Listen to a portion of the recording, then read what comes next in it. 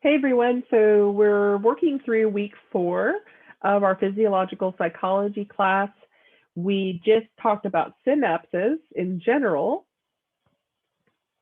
And now we're going to talk in this video a little bit more about how neurons are communicating and how synapses play a role in that. So when Sherrington first did his research, he basically came to the conclusion that this idea of synapses and the way the neurons are communicating with one another was happening electrically.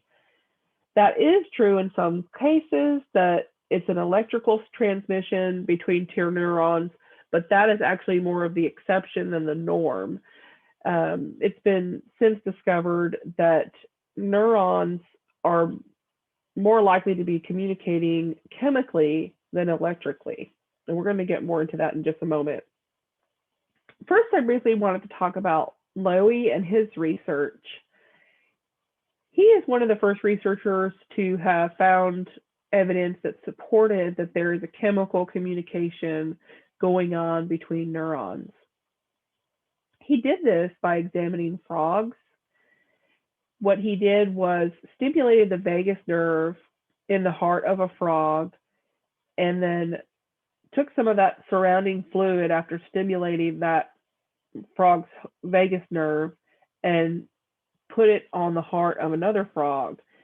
And by stimulating the vagus nerve, it slowed the heart rate down. And he found that when he did put that fluid with the other frog's heart, that it also slowed that heart down. Then he did the same thing with the accelerator nerve, which speeds up the heart rate. He stimulated that nerve, gathered the fluid, and put it with the other frog's heart. And again, the heart rate accelerated for that heart as well. So that was evidence to show that there was something chemical going on when these nerves were stimulated. So that's where the idea of chemical communication first started, is that work with Lowy. And then we've learned a lot since that time even. So since Lowy first had discovered some evidence that supported that there's a chemical communication going on between two neurons, we've come a long way, and we now have even a basic idea of the sequence of chemical events that is happening when neurons are communicating with one another. So the first step here is that the neuron synthesizes chemicals that serve as neurotransmitters. It synthesizes smaller neurotransmitters in axon terminals and neuropeptides, which are larger neurotransmitters in the cell body. Neurotransmitters, in a nutshell, are basically the chemicals that are created to help neurons communicate with one another. An action potential travels down the axon at the presynaptic terminal. An action potential enables calcium to enter the cell. The calcium releases neurotransmitters from the terminals and into the synaptic cleft, which is the space in between the pre and the postsynaptic neurons. Then the released chemicals diffuse across the narrow cleft, attach to receptors, and alter the activity of the postsynaptic neuron. Mechanisms are going to vary for altering that activity from neuron to neuron. So basically, it's going to depend on the neuron and what's going on and what neurotransmitters are involved. The next step is that the neurotransmitter molecules separate from their receptors. The neurotransmitter molecules may be taken back into the presynaptic neuron for recycling, or they may diffuse away. Some postsynaptic cells send reverse messages to control the further release of neurotransmitters by presynaptic cells. If you're a visual learner like me, all of that may make a little bit more sense when we look at this picture here. So in our first video for this week, we talked about how you kind of imagine that this is an entire neuron and that this is an entire neuron here, down here. So this would be the axon terminal of the presynaptic neuron, and this would be the dendrite of the receiving neuron or the postsynaptic neuron. So again, we've got the synapse, which we've got the synaptic cleft here, the synaptic gap. And here are our vesicles that are holding neurotransmitters. And we can basically kind of see these different steps that we just verbally went over. We can kind of see it visually here. So step one is showing us that we've got neurotransmitters being synthesized or created. And typically they are being held in these vesicles. But as was explained earlier, some neurotransmitters may be created in the cell body, which of course, if you imagine that neuron would be way up there in the cell body. So here we've got step two, which is the action potential causes calcium to enter, releasing the neurotransmitter. So if you basically can imagine that that signal, the action potential, has basically flooded some calcium in here and basically triggered this neuron to release a certain type of neurotransmitter, which in this example, it's saying that the neurotransmitter would be acetylcholine.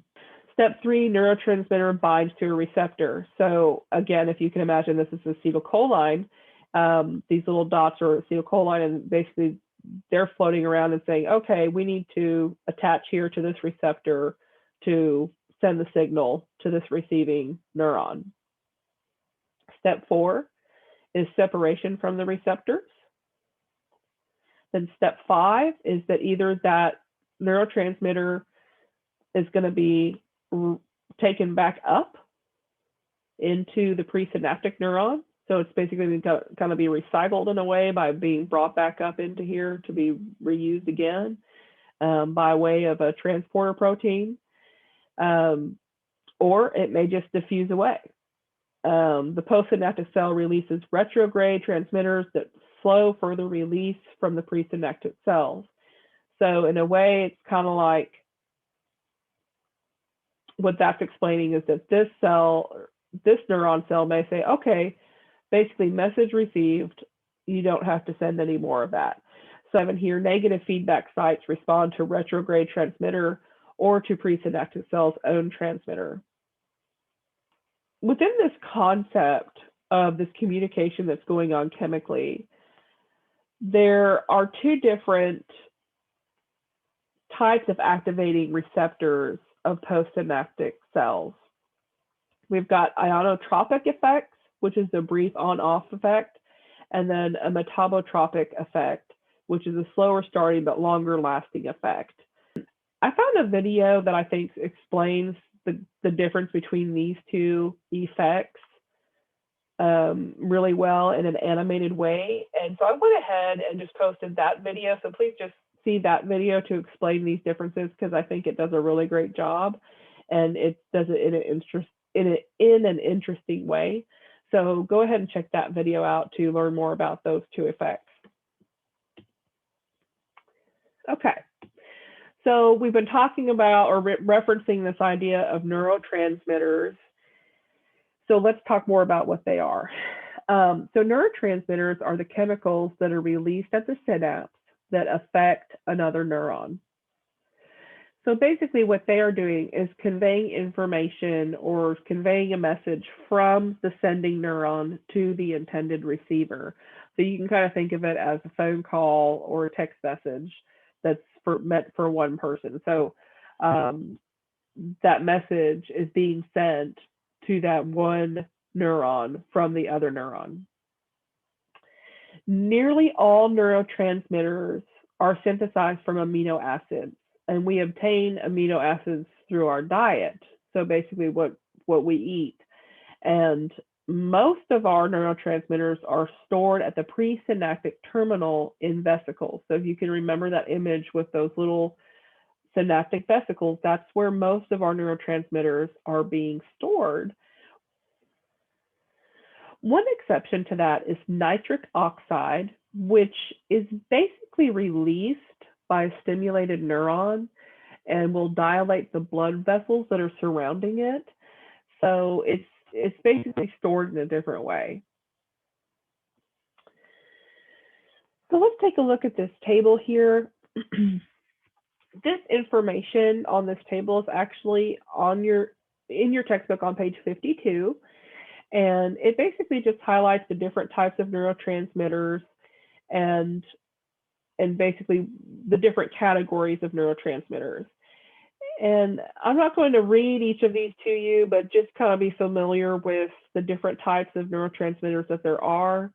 And also I put an asterisk here because serotonin, dopamine, and norepinephrine, when those are released, they are also associated with the release of monoamine oxidase, or MAO, which breaks down those transmitters into inactive chemicals to avoid harmful levels. It's also related to medications like antidepressants that have been created to try to inhibit MAO so that levels of serotonin are higher. So it's also relevant to things we'll talk about down the road. Just one term I wanted to highlight from the text as well is exocytosis, which basically refers to the bursts of release of neurotransmitters from the presynaptic neuron after calcium enters the cell, after calcium enters the terminal. So what that means, so what that term is referencing is when those neurotransmitters are released, when the calcium has entered and has signaled for them to release. So that's exocytosis.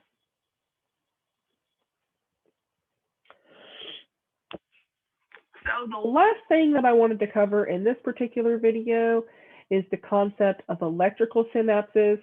So we talked about how Sherrington thought that all of the communication going on between neurons was electrical, and that wasn't quite right, that most of the communication is actually chemical that is going on, but there are still neurons that are communicating electrically. There are a few special purpose neurons and synapses that need to do that to operate efficiently for what we need. And normally the synapses that are communicating electrically are doing that because we need them to be working together in a synchronized way. So one example is rhythmic breathing. When we breathe in, we really need our left and right lungs to be inflating, for example. And there are some also rapid escape responses in animals that also require that synchronized communication. So for electrical synapses, it is obviously different because they are communicating not by way of neurotransmitters, they're communicating electrically. So for these particular kinds of synapses, we've got a gap junction, which this diagram here is kind of showing us, is this gap junction here. So if you can imagine, basically this is the presynaptic membrane and the postsynaptic membrane of two adjacent neurons. So in the example of electrical synapses, those neurons are normally pretty close together, and they're close enough that we've just got these gaps, which are basically the membrane of one neuron coming into direct contact with the membrane of the other one. And they actually are referred to as pores, where there's large pores from one membrane lining up with pores of the other one. And those channels or pores are basically staying open so that they can freely communicate with one another as needed. So it's kind of a constant communication. And there's a lot of variety there, but I just wanted to be sure to include this idea of electrical communication among certain neurons and synapses, because that is much different than the chemical communication that we just talked about in this video. Okay, so that's it for this video. Is really trying to highlight the differences between chemical and electrical transmission and communication among neurons/synapses. And for the next videos, we're going to cover hormones and how drugs can impact the communication